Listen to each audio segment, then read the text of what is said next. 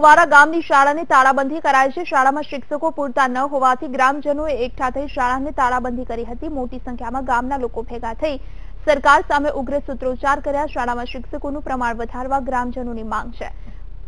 માંગ પૂરી નહીં થાય ત્યાં સુધી શાળાને તાળાબંધી રાખવામાં આવશે। સાથે ગ્રામજનોએ ચીમકી પણ ઉચ્ચારી છે।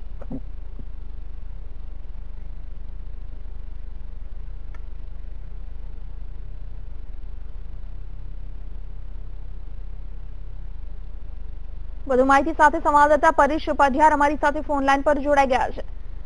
પરેશ, બનાસકાંઠાના કુવારા ગામની શાળાને વાલીઓ દ્વારા તાળાબંધી કરી દેવામાં આવી છે અને તમામ ગ્રામજનો એકઠા થઈ ગયા છે। આ તમામ લોકોની માંગ શું છે? ચોક્કસ ધાનેરાના કુવારલા ગામનો બનાવ છે। કુવારલા ગામમાં શાળાને લોકોએ તાળાબંધી કરી છે।